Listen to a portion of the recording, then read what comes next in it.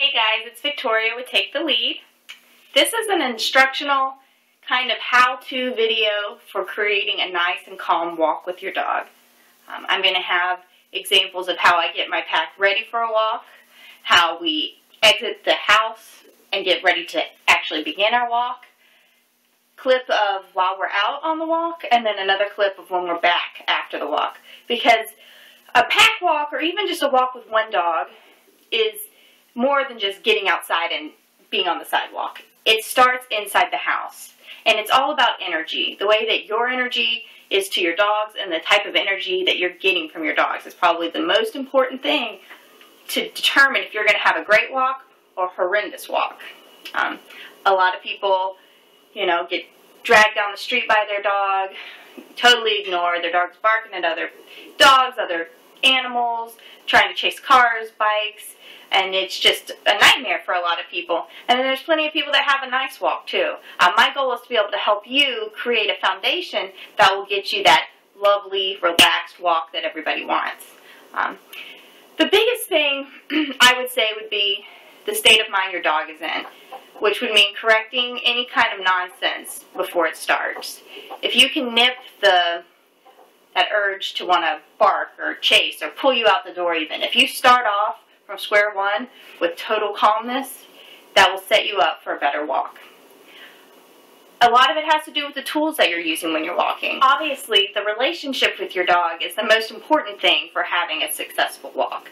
You need to have a relationship where your dog respects you as the pack leader and you've established a leadership role in your dog's eyes. Your dog's got to take you seriously. He's got to know that you are in control of out there, so he's got to believe you, that you're in control of him, you're in control of the surroundings. And your dog also has to understand that some behaviors are acceptable and some are not. Pulling me down the street, out the door, barking at other dogs is not going to be acceptable. Tools help a lot with communicating information to our dogs. I'm a big fan of a prong collar because it pretty much effortlessly allows me to communicate with my dog. Yes or no, good or bad, that's okay, that's not, and it gives me maximum control of my dog. But if the tools you're using are working, that's fine. If you're a flat collar, your harness, gentle leader, choke chain, if any of that is working for you and your dog is walking calmly by your side, checking in with you, and you feel like you're having a good conversation, keep it up, because we just want you to have something that works. We want everybody to have a nice walk with their dog no matter what they're using. Prong collar works really well for us because it just allows you to communicate with the least amount of force, a nice conversation with your dog, and I have a little telephone line from my ear to their ear on what is okay and what is not. I can communicate and have a conversation with my dog out on a walk, which is what is most important. They still realize that I'm there. So you have to think, if you're out on a walk, what kind of conversation are you having with your dog? Or are you even having a conversation? Or is your dog's nose on the ground and he wouldn't know if you dropped the leash and vanished or not? Those are things to think about. And that's the difference between having a nice, calm, relaxing walk and a semi-chaotic to horrendous walk, depending on your dog's behavior. So the next few clips that you're going to see in this video are my efforts to create a calm walk. I'm going to have my dogs on prong collars, and I'm going to show you how we start off the walk, how we go through the walk, and how we end our walk. And hopefully this will give you a foundation to begin to create a calmer, more positive and controlled walk with your dog. If you have any questions about the prong collar, the tools, or even how to create a calm state of mind, feel free to contact me. But it's just you having that leadership role and you telling your dog what is acceptable, what is not. And the biggest reward of all is doing the right thing and getting to go out on a walk. So here we go.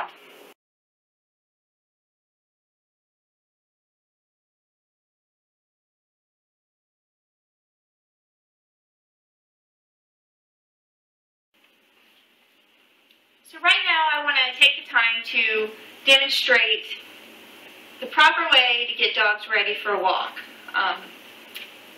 Not a lot of talking here. I'm not getting them excited, telling them we're going on a walk, we're going on a walk. I'm actually asking them to all lay down calmly. Once they're calm, which they are, that's when I start to get them dressed.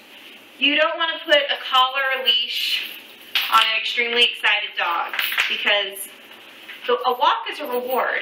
I mean, dogs love walks.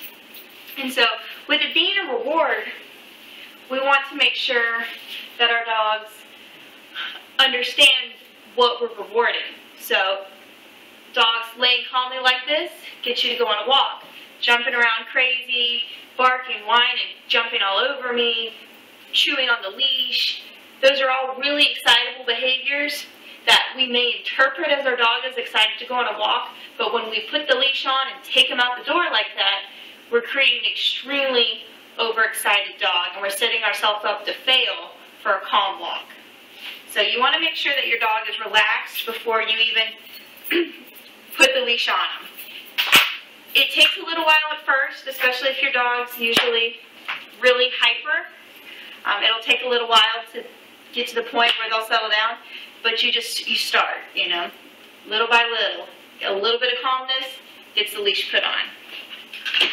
Here, Mommy.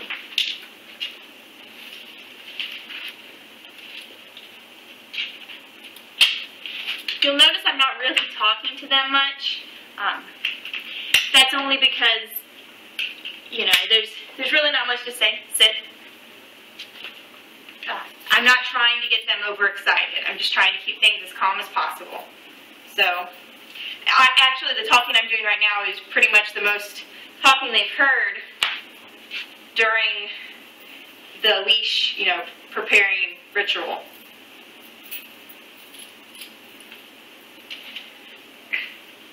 If you keep your dog calm, you're going to set yourself up to have a calm walk.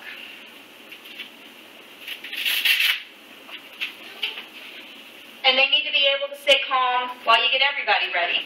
If you've just got one dog, then obviously they just have to stay calm for their one leash. But when you have a bunch of dogs, it's really important that they all stay calm. Otherwise, you're going to have dogs jumping all over you, way overexcited. And it's possible you may even have a dog fight just because they're going to be so adrenalized that they're not going to be making good choices. So this is where obedience commands really come in handy. Downstay, obviously, is what we're doing now. So it's not only an opportunity to, reward them for calming down, but reward them for doing their obedience commands. You want dogs that understand what you're asking of them. You want dogs that will stay in command. You want to be able to open the front door and not have dogs running out. And you want dogs that will go back to command if you correct them. So it's important that our dogs understand boundaries. They understand the rules we're asking of them. And it's controlled. And it's all organized. And this shows that they respect me. And I'm giving them directions, so they appreciate that.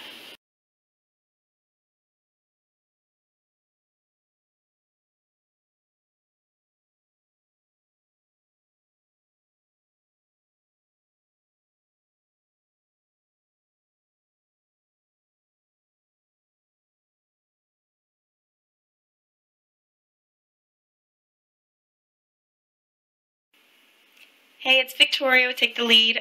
Just wanted to shoot this quick clip. Right now, we just left my front door, and so I'm getting the leashes organized because we're going to take a pack walk. So when we do this, we really need all the dogs to be calm and sit while we get organized. Otherwise we'd be getting dragged out the sidewalk. So just another episode of impulse control, but setting the tone for the walk. As you can see, these guys aren't going crazy ballistic or barking or pulling or anything. They're really just sniffing the air and waiting, checking in with me to see when, we're going to start moving.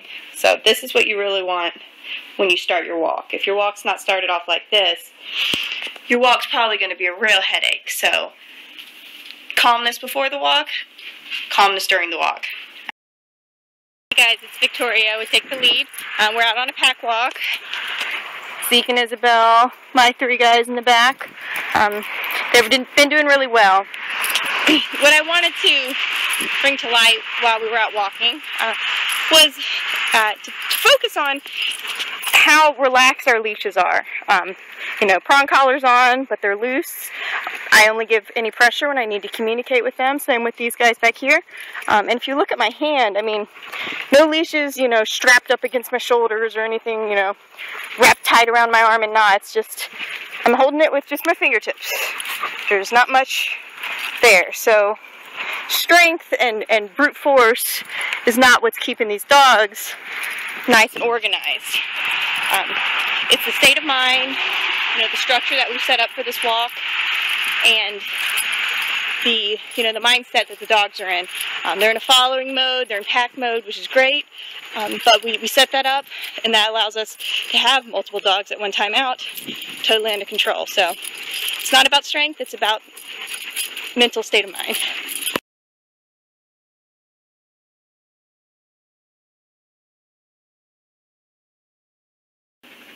Alright guys, we're back from our walk. We had a nice cool walk, so now it's time to have a nice cool down. I usually use this opportunity to make our food. I want the dogs to remain calm because, you know, we spent all that effort out there walking calmly and working on them. Now it's time for them to continue that by relaxing in here. And again, food is another great reward. You know, they act calmly and we take them on a walk, and then they act calmly and we feed them. And I also look at it at an instinctual level. You know, we move together as a pack, just like wolves move as a pack to hunt and then feast. So we've migrated together as a pack, and now we can reap the benefits of our hard work together. Even one person and one dog is a pack. Somebody's a pack leader and somebody's a pack member. You need to be the pack leader. But, you know, it doesn't have to be a big group of dogs. One dog and one person, that's a pack. And it's just up to us to send them the right messages, give them consistent information, and really enjoy our time together. I love walking my dogs. It's always a really relaxing and enjoyable exercise for me, and I hope it is for you. We hope you have a great walk, and thanks for watching our video.